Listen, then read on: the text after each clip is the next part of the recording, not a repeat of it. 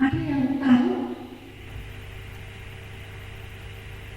mau sendiri? Nggak tahu, sampai hari ini saya juga nggak tahu kenapa saya lahir di dunia. Yang pasti ada seorang perancangnya yang merancang kita spesial, bahwa bukan kekurangan pekerjaan, tapi dia membuat sesuatu, dia ciptakan sesuatu, dia punya rencana dalam setiap pribadi. Maka dia ciptakan kita. Jadi kita ada gunanya nggak?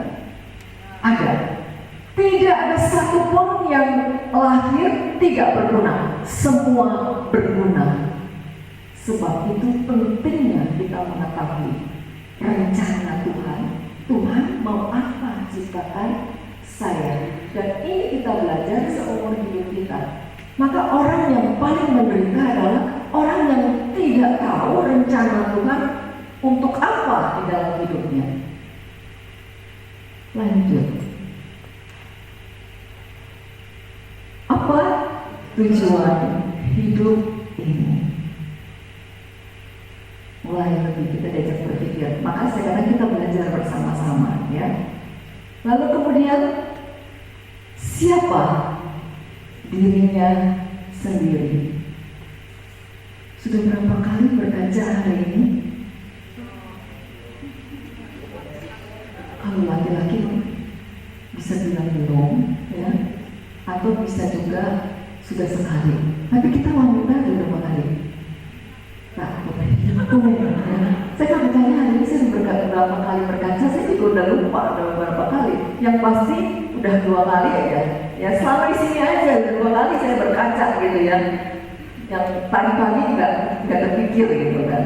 Lalu kemudian pada saat kita berkaca, pernah kita lihat diri kita seutuhnya, terus kita lihat, kita panggil gitu, hai Patricia, apa kabar hari ini?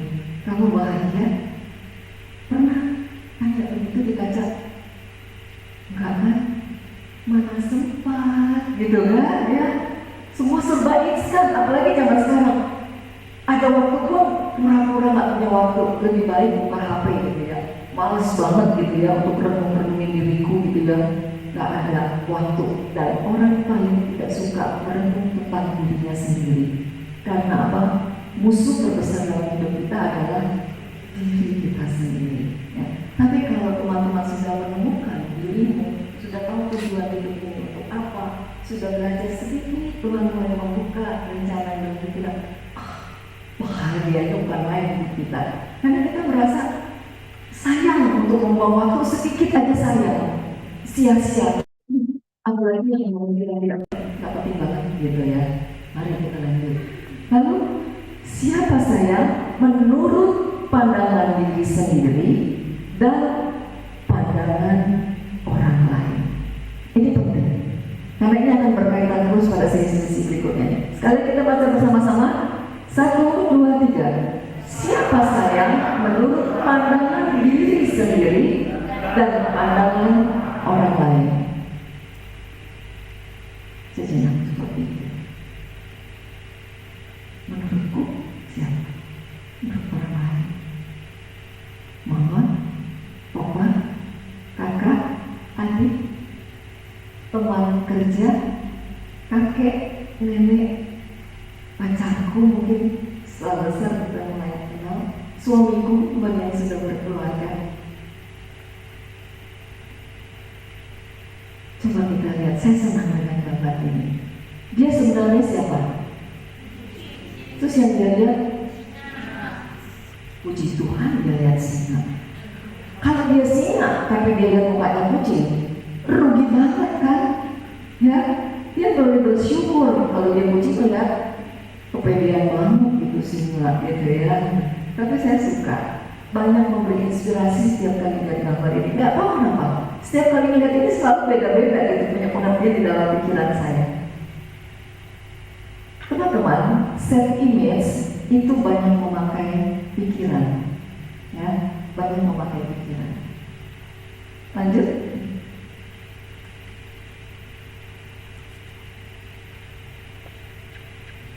Teman-teman, Di dalam sisi satu, kita banyak belajar mengenai diri sendiri yang saat ini diketahui, lalu juga mengenai pribadi atau personality, dan juga mengenal gambar diri.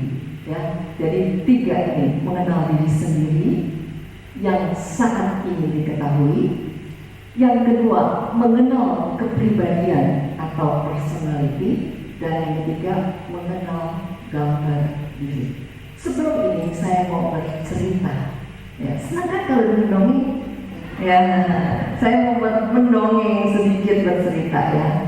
Alkisah ya, ada seekor, ada sebuah telur yang besar dan bagus. Telur ini adalah telur elang. Tetapi karena kejayaan manusia, telur elang ini dipindahkan ke kandang ayam. Si induk ayam tidak pernah melihat, pokoknya ada telur yang ramai semuanya. Maka menepaslah semua telur-telur yang ada. Dan salah satunya adalah telur elang. Lalu kemudian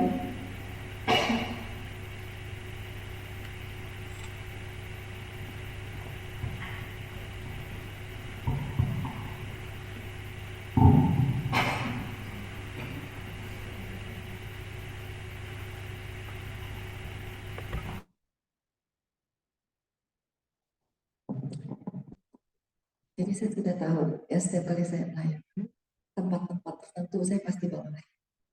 Jadi tahu ini maksudnya ya.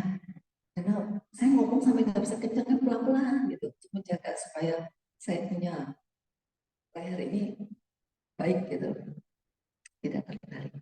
Tapi ini belum apa-apa, baru bercerita anak ayam aja udah ditarik.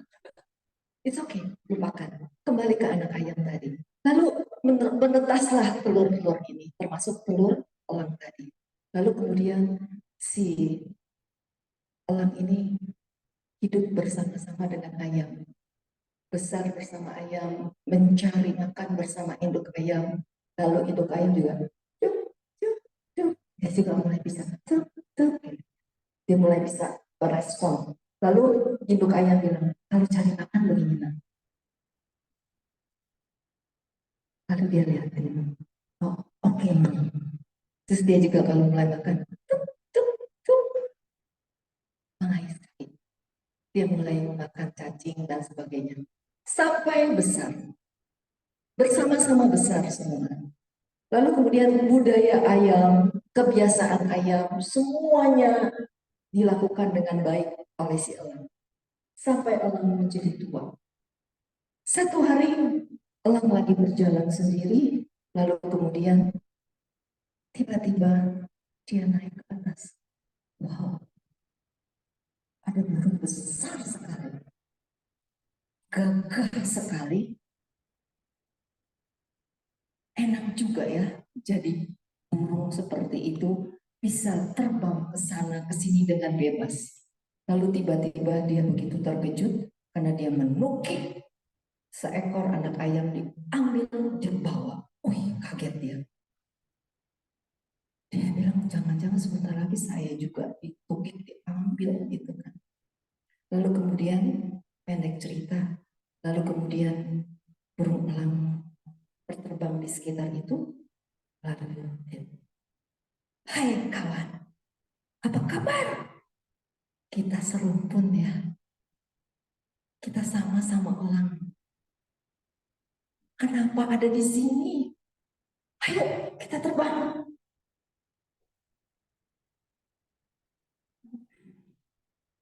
Saya sama dengan kamu. Saya bilang, iya, kita sama. Nih, kalau nggak percaya, mari kita pergi ke air, kita berkaca. Dia lihat, coba you lihat paruhnya. Iya, sama. Coba buka sayapnya. Nggak bisa, dia bilang. Cuma begini. No, bisa. Cuma gini. Buka, bisa. Lalu dia mulai, tuh, besar kan sayapmu? Sama. Dia bilang, coba lihat kaki kita. Dia bilang, oh begitu? Iya begini. Dia bilang, sama gini, ayo kita terbang. Gak bisa, dia bilang. Saya cuma terbang, pek, wik, gitu kan. Cuma 1 meter maksimal. Wah, salah. Dia bilang. Gak bisa, ayo, ayo, bisa. Dia bilang, mari kita sama-sama coba. Teman-teman, saya tidak meneruskan cerita ini.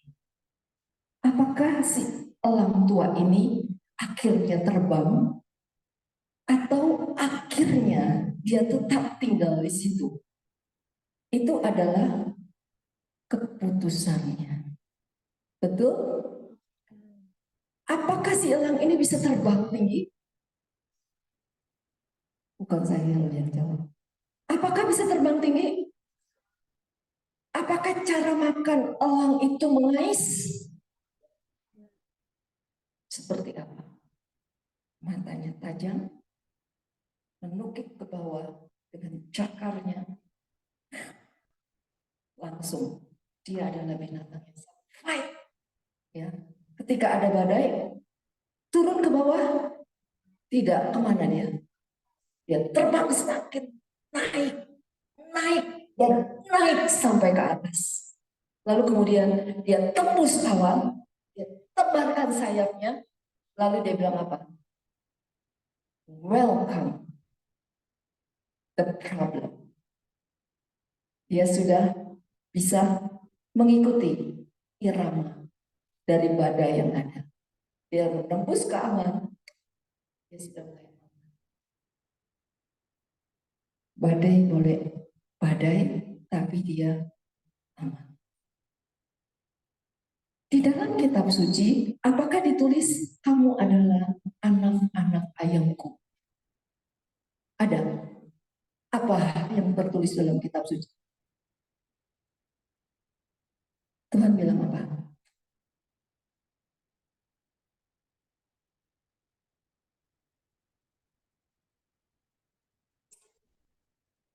Yesaya 41 ayat 40. Coba dibuka.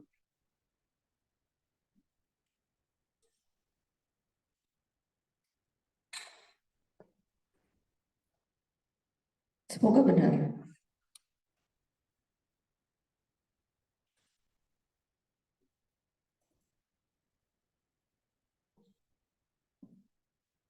Ayat 40. Benar? Ini menemukan? Oh, terbalik berarti Yeremia. Tetap sama.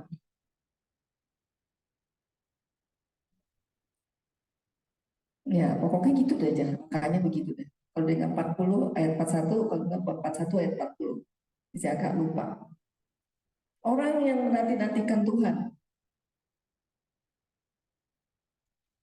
40 ayat 41.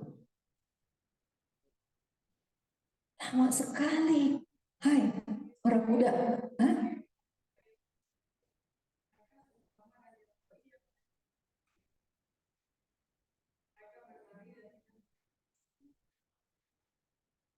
Ayat berapa? Yesaya 40 ayat 31. Oke. Coba dibaca sekali lagi. 1, 2, 3.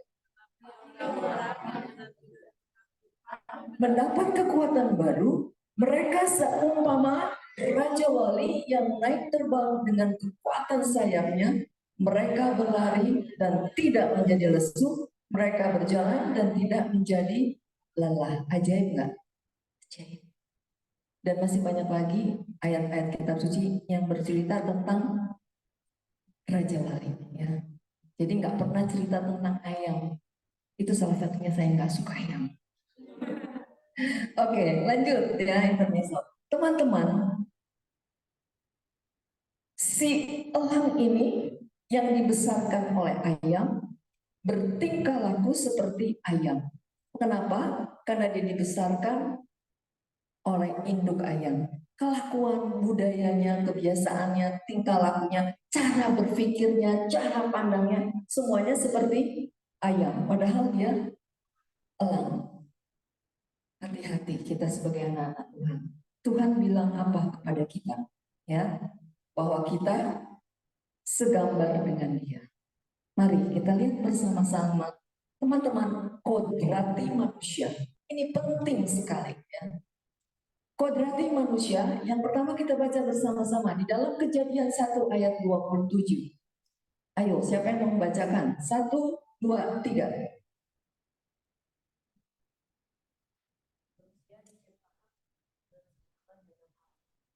Manusia diciptakan seturut dan segambar dengan Allah. Itu di Kejadian 1 ayat 27. Tuhan mengatakan, aku menciptakan engkau segambar dengan aku. Mari kita sama-sama ciptakan manusia. Segambar dengan siapa? Dengan dirinya. Jadi yang paling tertinggi adalah dari seluruh ciptaan itu adalah manusia. Kenapa? Karena dia digambar segambar dengan Allah, wajah Allah. Ya. Lalu kemudian yang kedua, kita baca bersama-sama 1, 2, 3. Mari.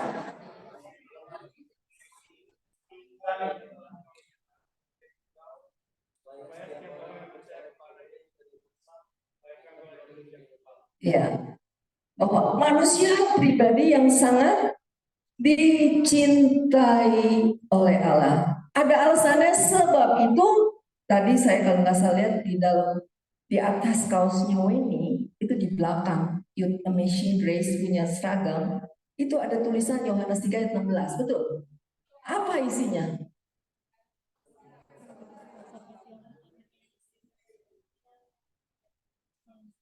Supaya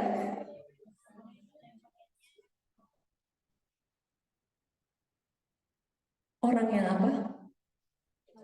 Tidak apa? Melainkan untuk apa dia kirim putranya?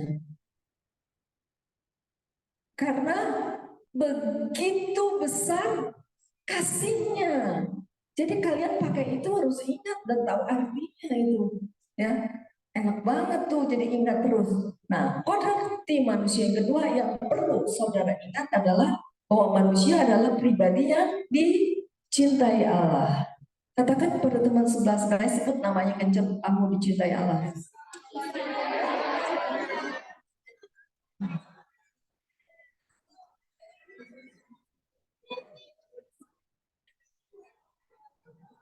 Bilang gini, hai guys, jangan lupa.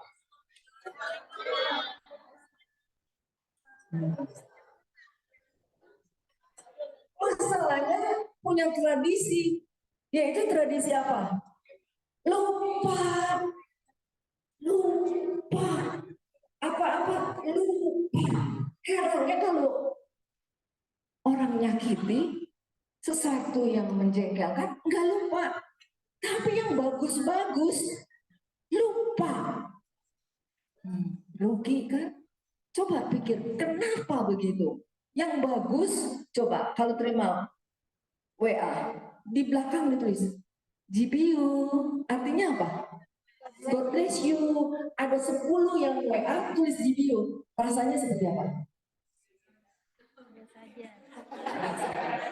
Biasa aja. Gitu kan?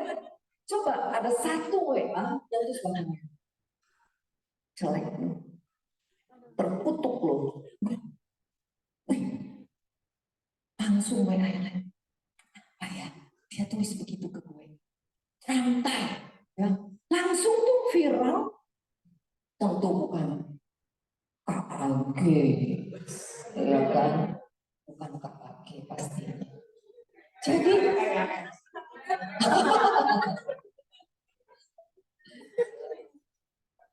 jadi lucu, orang tulis God bless you itu nggak main-main. Ada 10 orang yang begitu, dan 10 orang berkata saya biasa aja. Padahal kamu tuh kan dicintai Allah, diingatkan, nggak ngefek, biasa aja kayaknya gitu. Ya itu mah udah biasa, statement memang begitu kan. Dan kita kan anak ini. Lanjut ya poin ketiga. Baca yuk, 1, 2, 3. Kata siapa?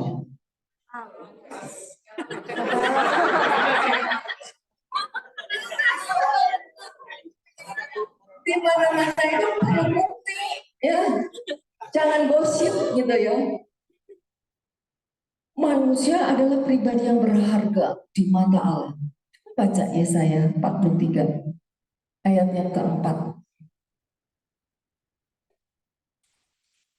Kalau sudah menemukan, yang menemukan kita baca bersama-sama. 1, 2, 3.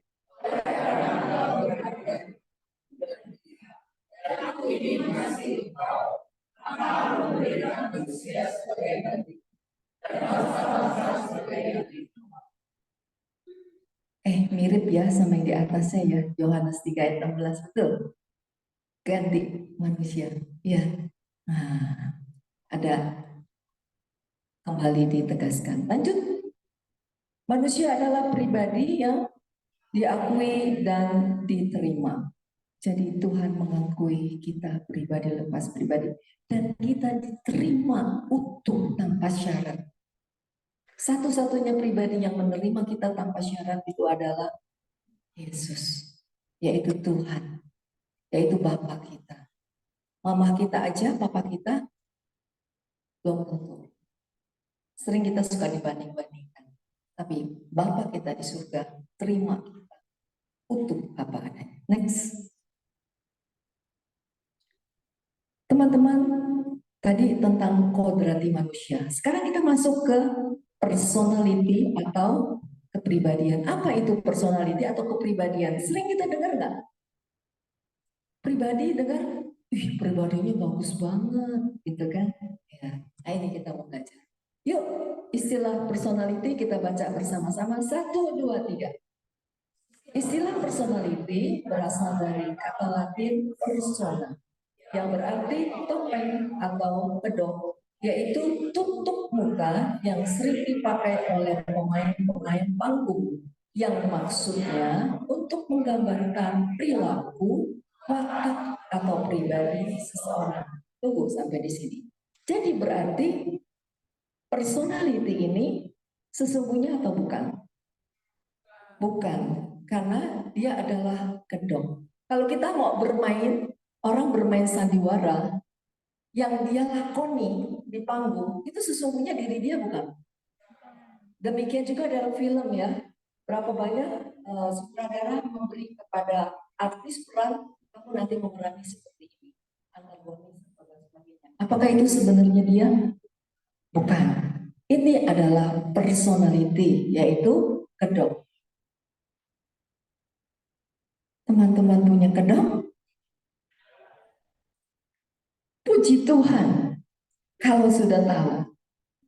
Dan kalau menemukan, bagus. Temukanlah sebanyak-banyaknya kedok yang selama ini teman-teman pakai, topeng yang selama ini saya pakai.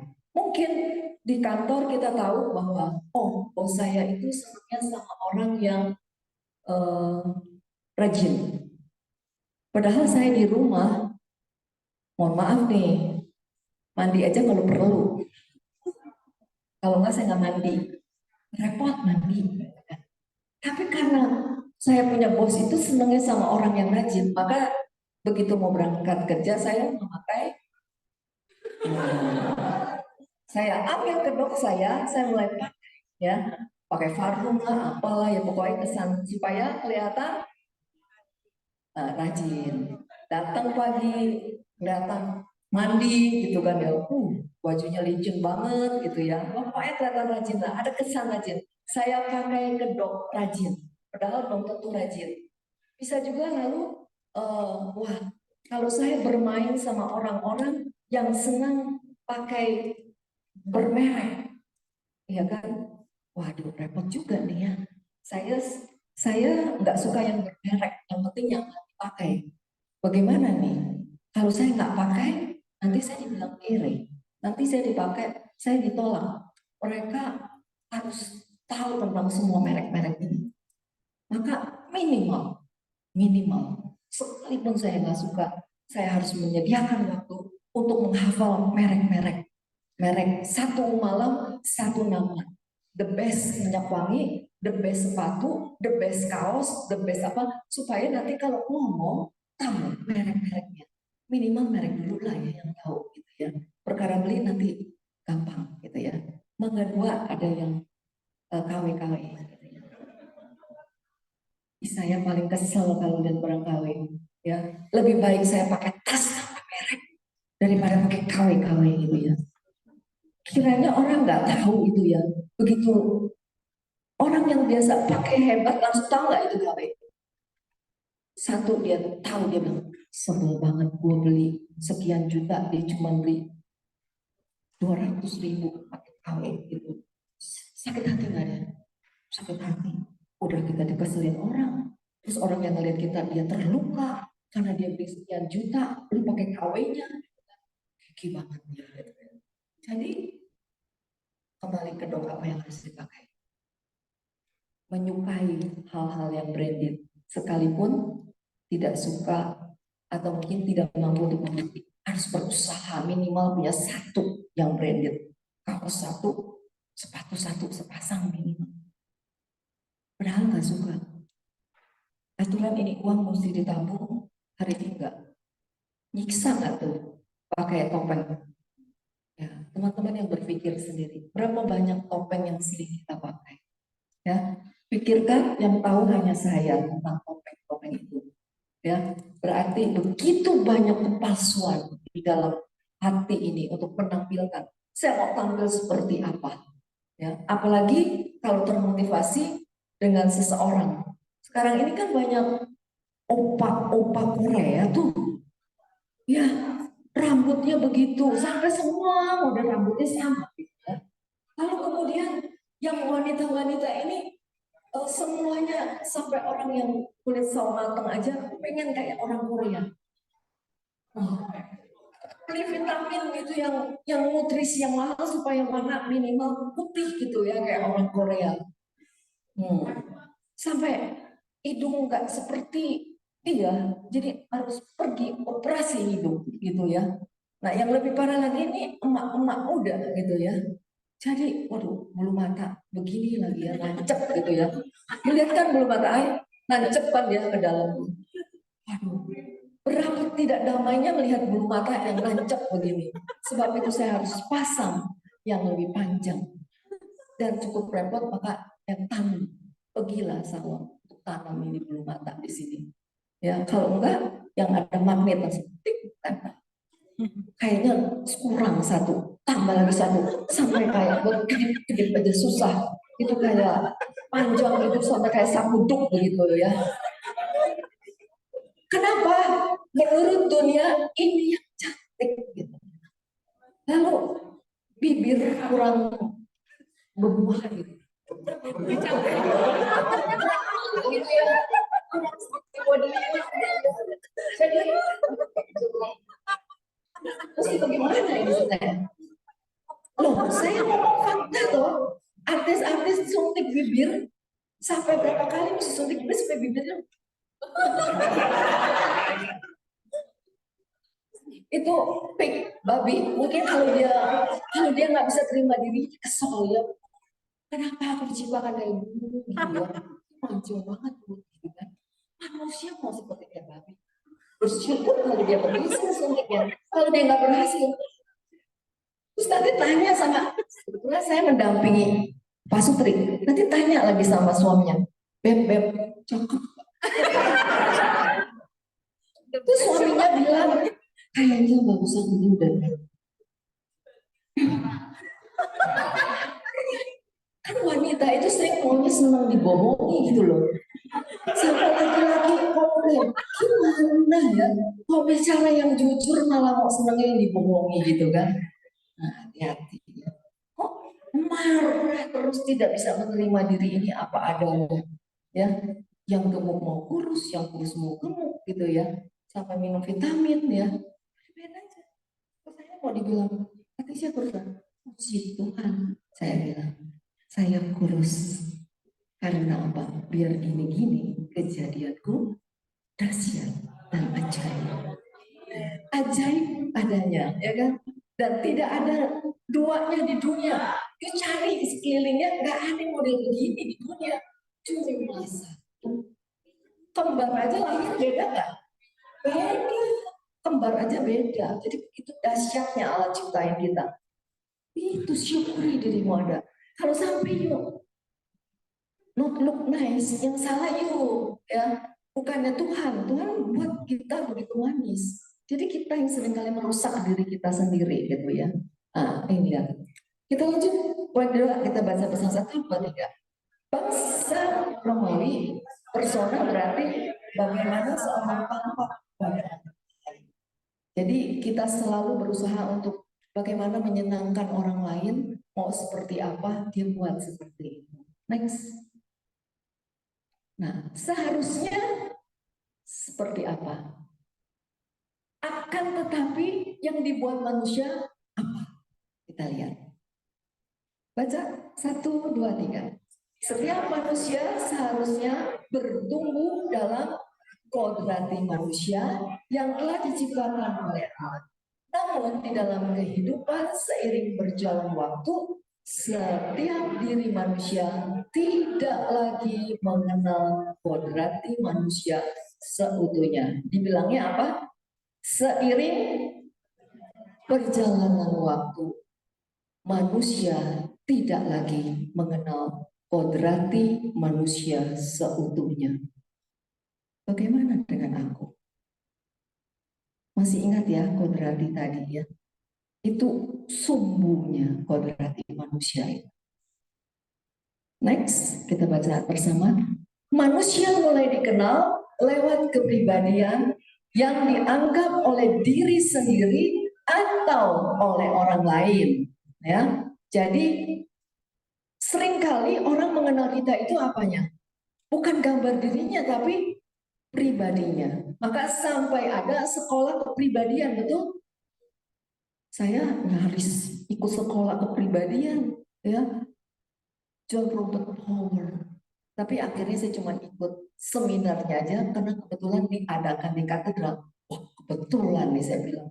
Saya ikut seharian seminar itu terus supaya lengkap bahwa dibuktikan Patricia pernah ikut kepribadian, foto sama yang ajarnya yang punya John itu ya siapa yang punya John Robert Power-nya.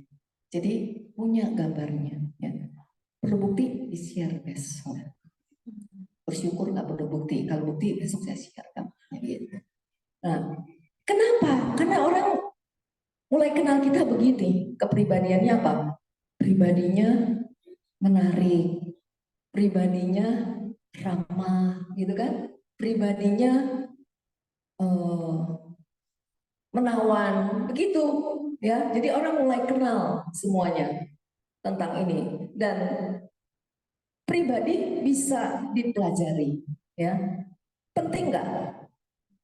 Penting, karena ini juga menyangkut kehidupan kita juga, tapi bukan yang menjadi kodratinya, ya. Nah, lanjut. Gambar diri yang dikenal oleh manusia merupakan kepribadian topeng yang dipakai oleh manusia untuk apa? Menggambarkan siapa dirinya, bukan gambar diri kodrati manusia itu sendiri. Jadi ini akhirnya karena dunia suka dengan pesona yang seperti apa sekarang, ya. Jadi semua orang mau seperti itu. Dia belajar seperti itu. Lalu dia mulai menjadi seperti itu. Ya, itu yang terjadi sekarang. Teman-teman tadi saya kasih contoh. Contohnya pintar, menarik, supel, ramah, pendiam, pemalu, atraktif. Ini semua adalah contoh-contoh kepribadian. Ya, jadi, oh kalau pintar itu pasti gampang cari kerja. Sampai orang tua sekarang anak-anaknya sampai nggak ada waktu bermain. Pulang sekolah, les, apa, umur, betul, supaya ngitungnya cepat. Bingung lihat anak-anak sekarang tuh. Gitu ya. Sampai udah kayak robot gitu. Cepat sekali, tesip common. Lalu kemudian anakmu balet, anak juga harus balet. Anakmu piano, anak juga piano. Karena nanti kalau enggak, kuper, nggak seirama, nggak mengikuti zaman. Buruk? Enggak juga. Tapi harus hati-hati, disesuaikan ya. Jangan dipaksa. Kalau sudah dipaksa kasihan. Nanti ini nggak ada kemerdekaan hidup ya. Saya masih ingat romo pembimbing saya dulu mengatakan apa? Patricia, yang penting dalam hidupmu kamu menemukan kemerdekaan. Wih, apa tuh? Pater, kemerdekaan. Wih, ternyata kata kemerdekaan retretnya lama bohong seminggu. Hanya menggali itu masih continue lagi ya. Saya tuh retreat tuh berbulan-bulan terus gitu continue untuk menemukan diri ya. Dan panjang nggak cerita sekarang. Oke, kita lanjut. Nah, sekarang kita mulai bahas kepribadian. Kita baca sama-sama. 1, 2, 3. Kepribadian dapat dipelajari berubah sesuai dengan lingkungan, keadaan, dan situasi. Lalu menjadi tuntutan atas perkembangan zaman. Lalu karena luka batin, kepribadian juga bisa terbentuk. Lalu salah menafsirkan keadaan. Hede, complicated ya. Nah, makanya saya katakan ini berkesinambungan sesi ini. Nggak dibahas satu dalam sesi pertama, tapi penting sesi pertama karena ini mulai disinggung semuanya, mulai dibuka. Nanti per sesi diperdalam. Ya, lanjut. Teman-teman ini penting. Sudah pernah ikut retreat PLB? Sering ya, apalagi Amazing Grace setiap tahun ini ya. Untuk umat ya, timnya udah tahu saya ya. Ini mukanya udah beda semuanya. Bu, gini-gini udah PLB gitu kan ya. Oke deh, hati-hati. Pemulihan luka batin berbeda dengan self image. Maka saya singgung di sini. Kita lihat tadi di dalam Kejadian 1 ayat 26 sampai 27 bahwa dikatakan di sana bahwa manusia begitu berharga dan Tuhan menciptakan kita segambar dengan Dia. Tuhan merencanakan bahwa kita hidup berbahagia. Mengenal Dia, hidup bersama dengan Dia. Namun karena dosa, manusia menjadi kehilangan kemuliaan Allah. Hubungan manusia dengan Allah menjadi terputus. Akhirnya manusia menjadi berbeda keadaannya. Ingin memuliakan Tuhan, yang dicari jadi takut sama Tuhan. Takut di sini takut yang baru lagi. Bukan takut karunia Yesaya ya. Nanti siapa tahu Koben akan menyinggung tentang karunia Yesaya, itu takut akan Tuhan itu positif ya karunia Yesaya. Lalu kemudian di dalam Roma 3 ayat 23, akibat dosa manusia kehilangan kemuliaan Allah. Nah, acak nih akibatnya. Akibatnya manusia tidak dapat melihat Tuhan di dalam dirinya. Coba dibaca sama-sama. Akibatnya 1, 2, 3.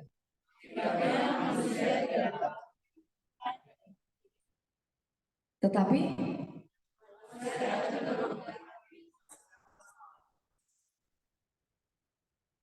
pelan-pelan, ulang lagi. Akibatnya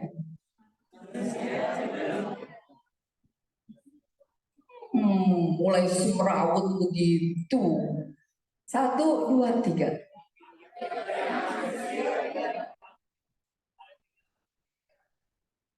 Melainkan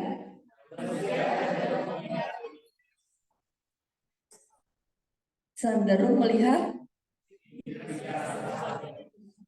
apakah aku sudah melihat diriku benar? Yang tahu diriku, ya. Lalu kemudian coba Vicky di itu sebentar perbedaan. Oh ya, next kosong. Ini luka batin, gambar diri tidak sama dengan luka batin. Kita baca, apa itu luka batin? 1, 2, 3. Luka batin adalah keadaan batin seseorang yang tidak sehat. sehubungan dengan goresan atau penderitaan yang terjadi dalam hidupnya. Saya tidak bahas panjang lebar karena kalian sudah retret dan sudah dipulihkan. Ya, ini hanya disinggung supaya bisa membedakan perbedaannya. Tetapi gambar diri adalah gambar yang kita bentuk dan kita percayai tentang diri kita.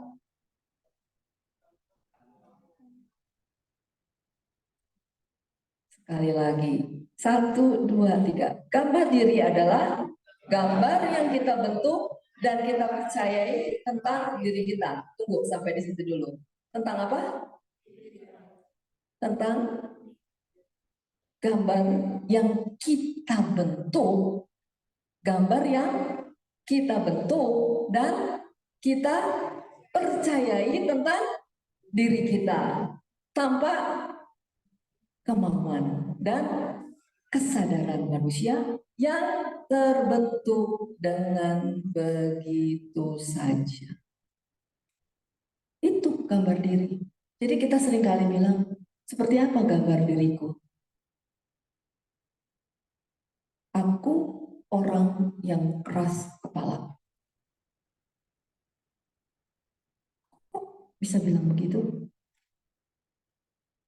Kata orang lain menilai tentang aku ini keras kepala.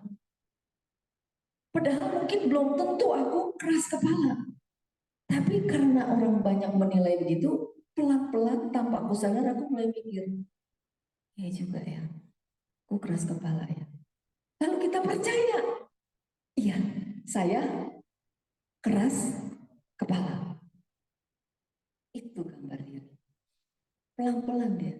Tanpa kita sadari, akhirnya kita mengakui tentang penilaian tentang orang lain, tentang diriku. Padahal belum tentu saya seperti itu. Ya. Seperti tadi kembali ke si elang. Sebenarnya dia adalah elang. Tapi orang-orang bilang, kamu ayam. Lihat, dia bilang, dari kecil sampai sekarang kamu itu kalau cari makan, kakinya gini dan mengais. Lalu tuk tuk tuk tuk tuk tuk tuk tuk tuk selalu menunduk gitu kan cari makan. Terus dia bilang apa? Ya juga sih. Semua pada bilang kamu adalah ayam. Karena di lingkungan semua yang sebesar ini bilang kamu seperti ayam, kamu ayam. Mungkin ada yang bilang kamu tuh nggak bisa terbang, kamu seperti gini, kamu seperti ayam. Lalu akhirnya dia mengakui dirinya, aku adalah ayam. Nangkep? Sebenarnya ayam bukan? Bukan. Tapi dia bersikapnya seperti ayam nggak? Ayam. Pikirnya seperti ayam nggak? Ayam. Semuanya seperti ayam. Tinggalnya bersama ayam. Gitu, jadi ayam bener deh. Gitu ya. Hati-hati. Mulai punya gambaran sedikit? Oke, puji Tuhan. Lanjut. Contoh ya. Kita mulai masuk ke contoh. Contoh, saya melihat diri saya seperti orang yang keras kepala. Orang lain melihat saya belum tentu demikian. Tetapi saya merasa bahwa orang lain melihat saya keras kepala. Penilaian saya tentang diri saya, kalau penilaian pakai apa? Pakai logika. Lalu mulai saya menilai tentang diri saya bahwa saya benar ya. Paling tidak buat saya benar juga punya gambaran. Karena saya mulai mempercayainya. Iya ya, benar. Nah dia juga kan pelan-pelan. Dia bilang saya, iya juga sih. Kenyataan dia nggak bisa terbang. Dia nggak bisa terbang sampai si elang bilang, you punya sayap lebar. Dia sudah lupa dengan sayapnya. Hayo buka. Oh susah sekali dia. Karena dia nggak biasa kan ototnya nggak bisa untuk membuka sayapnya karena nggak biasa ototnya. Kan dia biasa cuma gini kepak kepak kepak gitu nggak biasa begini ototnya otomatis berbuat itu Nah, ini makin rapuh kan? Nah, next. Kita baca bersama-sama. Gambar tersebut meliputi pandangan kita tentang watak, sifat, dan kepribadian kita. Lalu tentang apa lagi? Kemampuan yang kita miliki. Lalu tentang apa lagi? Kelebihan-kelebihan dan kekurangan-kekurangan kita, baik yang menyangkut fisik, intelektualitas, dan latar belakang tersebut. Pandangan-pandangan ini selalu disertai oleh satu unsur penilaian. Itu terbentuknya gambar diri.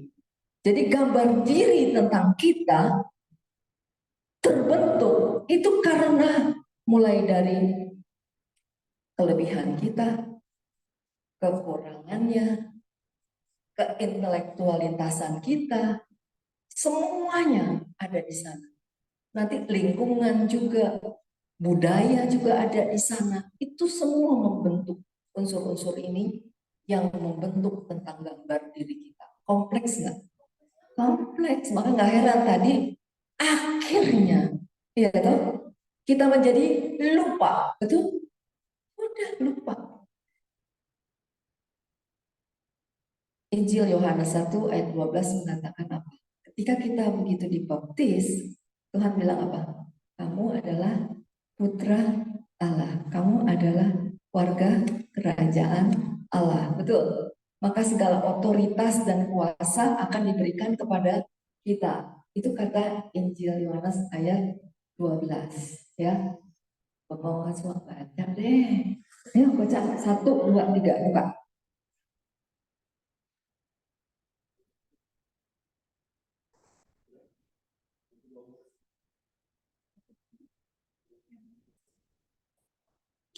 Udah? Baca. 1, 2, 3. Tapi 1, 2, 3. semua orang yang menerima diberikan kuasa supaya terjadi yaitu mereka yang percaya. Siapa yang percaya di dalam nama Yesus? Semuanya percaya. Kalau nggak mungkin ada di sini. Ya kan? Pertanyaannya sejauh mana percayanya? Gitu. Ketika kita di situ dikatakan kita menjadi warga negara kerajaan Allah, berarti kita warga negara mana? Kerajaan Allah. Siapa pemimpinnya? Yes. Kamu siapa? Dan saya. Anak-anak Allah. Jadi berarti kita adalah ahli waris kerajaan Allah. Betul? Karena Bapak kita raja, maka kita adalah princess. Ya. Kita adalah princess dan pangeran-pangeran semuanya. Tapi kalau kelamaan you di dunia, akhirnya lupa. Kalau kita adalah warga negara kerajaan Allah, bilang kamu adalah duta kerajaan Allah.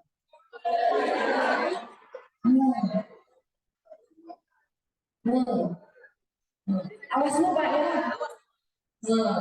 Lupa kan kewajibannya apa. Kelamaan di dunia, tingkah lakunya, jalannya mulai kayak dunia, senyumnya mulai kayak dunia, pikirannya mulai kayak dunia, semua tingkah lakunya mulai kayak dunia. Akhirnya dibilangnya apa?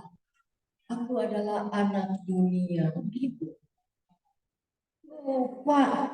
Hati-hati. Bentar lagi kita kalau kita pulang ke rumah kita loh. Kerajaan Allah. Tanyain tugasmu sebagai duta kerajaan Allah apa? Hati-hati kalau nggak ngejalanin. Terus Tuhan bilang ini Bapak kita di surga. Kenapa jalannya nggak mirip kayak putraku? Ya, kayak putra tetangga, kata Bapak. Aduh, bahaya ini ya.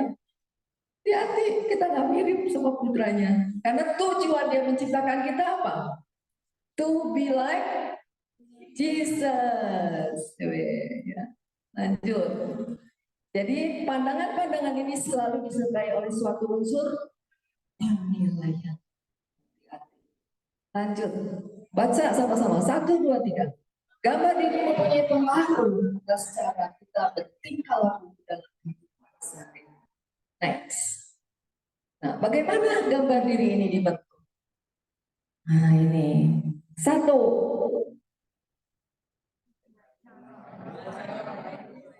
Jadi nomor satu gambar diri dibentuk itu dengan cara orang lain menilai kita. Ini gambar diri kita terbentuk nih, ya. Tentu yang salah, yang baik. Ini terbentuk pertama-tama karena penilaian orang lain. Kita lihat poinnya. Melalui apa? 1, 2, 3. Melalui kontak dengan orang lain. Lewat pujian, lewat kritik, lewat saran, harapan, dan pengaruh orang lain dalam cara pandang. Orang yang banyak dikritik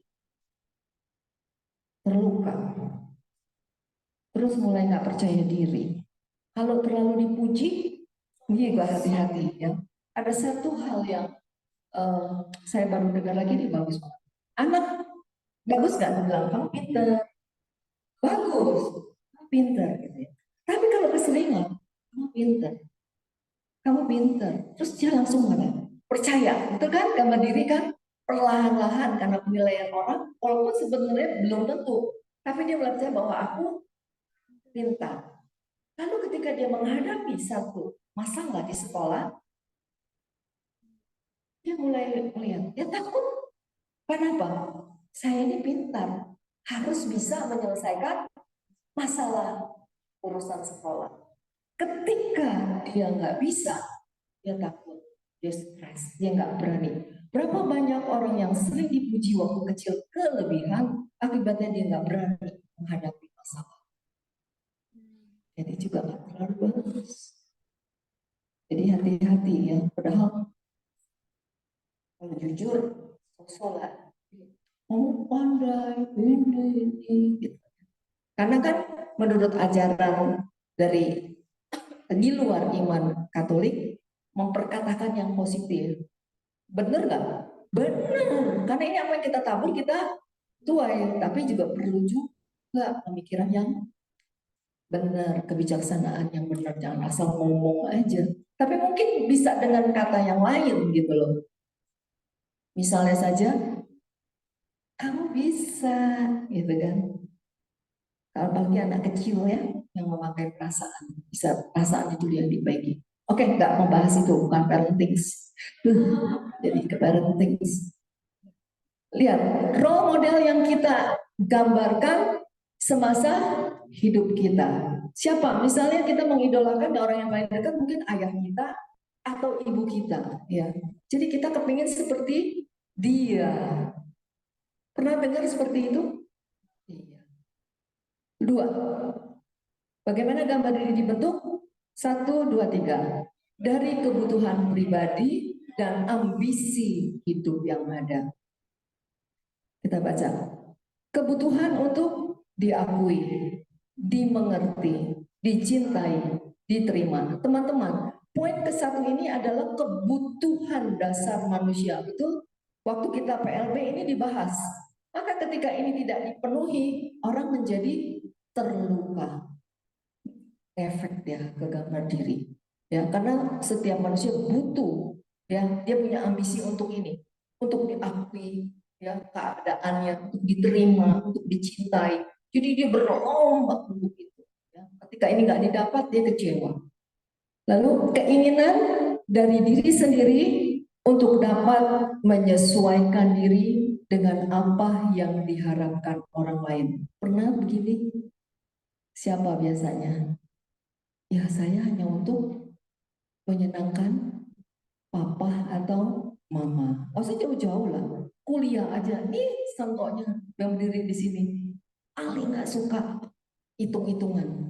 Saya suka yang desain-desain begitu. Tapi masyarakat mengatakan kalau kamu bisa accounting, kalau kerja cari duit gampang, kan gitu. Lalu gajinya besar. Lalu kemudian mulailah, oke, saya harus bisa akuntansi supaya bisa kerja, supaya gajinya besar, supaya apa? Menyenangkan hati orang tua. Masuklah akuntansi. Happy nggak tuh? Orang tiap hari ketemunya 1 sampai 9, modelnya begitu aja nggak berubah-berubah. 1 begini terus nggak pernah berubah.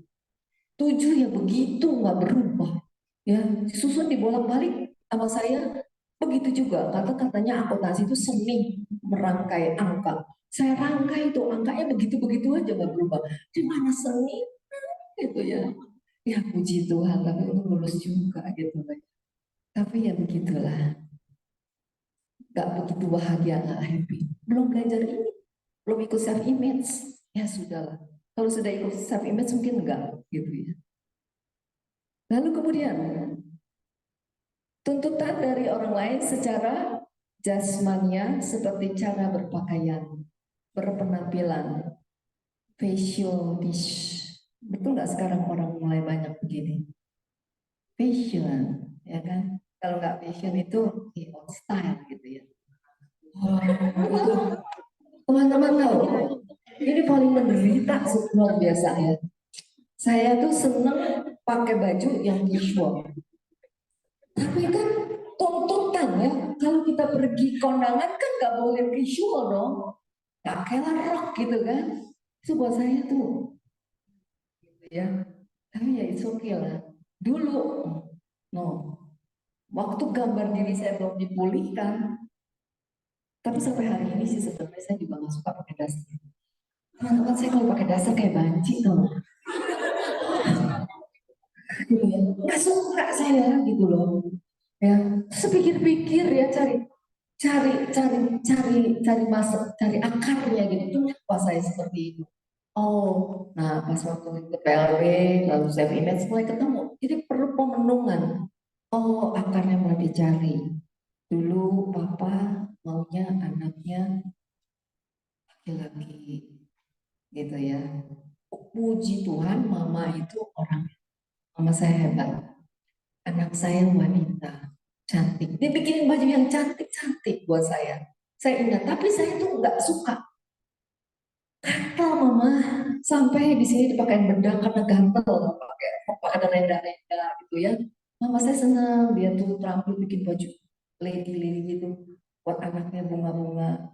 Nggak suka. Tapi dia pakai terus. Tapi itu puji Tuhan juga ya, kalau nggak saya jadi apa saya nggak tahu gitu kan. Tapi ya bersyukur. Tapi saya pada dasarnya seperti itu gitu lah. Makanya suruh orang pakai baju-baju ini buat saya yang penting. Apakah ini diriku kalau pakai baju ini? Ini bukan diriku. Aku nggak nyaman. Aku nggak percaya diri pakai baju seperti itu. Itu bukan pandangan sih. Aku nggak mau pakai gitu. Tapi kalau kondangan, aku harus pakai seperti ini. Tapi sesuai dengan hati nuraniku. Oh, ini yang sesuai dengan aku pakai. Aku senang. Aku eh, rasanya enak pakai ini. Oke, aku pakai ini, dia pakai itu nyaman dan percaya diri dan menggambarkan diriku ya. Jadi kalau aku pakai baju itu menggambarkan diriku gitu. Kalau enggak aku nggak mau.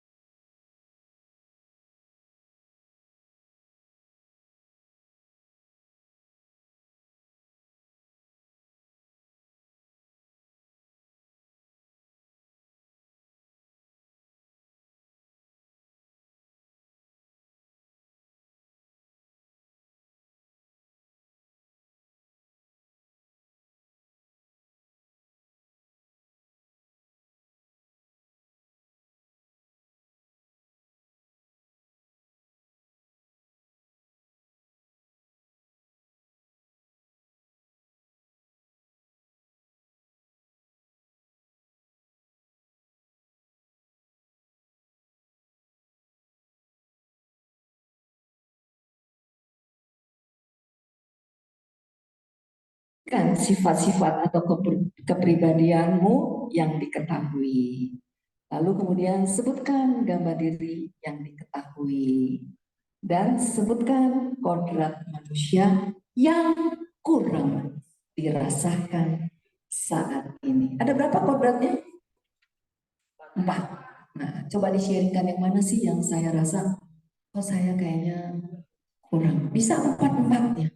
Ya, jujur, semakin Anda jujur, semakin bisa lebih kita menemukan tentang diri kita, gambar diri kita yang sebenarnya, dan biarkan Tuhan juga beracara, karena saya bilang, Ben, ini waktunya Amazing Grace tidak pura-pura terus. Ya, kalau pemulihan luka batin cukup heboh gitu ya. Mari yang ini kita coba lebih banyak hening. Wah, dia carilah Puri ini apa ini Puspanita. Pas saya lihat cocok ini tempatnya gitu ya. Sayang banget ini kalau tidak merenung, serenung-renung yang mengenai diri sendiri. Jadi teman-teman, saya berharap bahwa kalian bisa memanfaatkan waktu ini. Waktu sharing, pilih teman yang betul-betul yang tahu mengenaimu gitu ya. Terus pasti di komunitas sudah kenal lah kita ya, bagus. Terus nanti ada waktunya kita juga merefleksikan diri bersama-sama. Nanti ada juga merefleksikan diri yang tidak dipandu tetapi sendiri gitu ya. Betul kan? Ya, siap. Jadi sekarang sebelum sharing ajak doa dulu ya. Masih punya waktu nggak saya? Apa mau sharing dulu?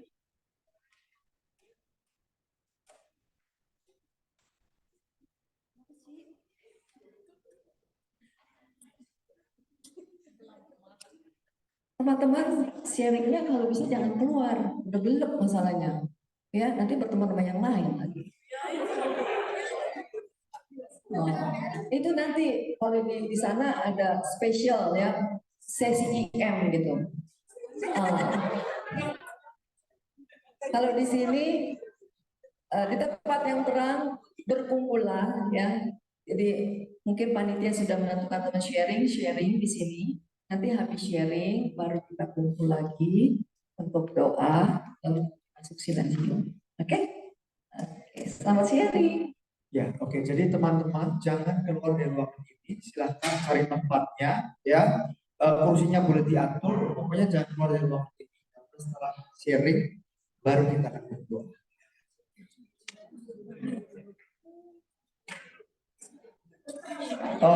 Sampai jam 9:10 ya, sampai jam 9:10. Oke, kelompok sharingnya tadi yang ada yang terlambat, harus dibaca. Terus yang mana kelompok sharingnya, teman sama yang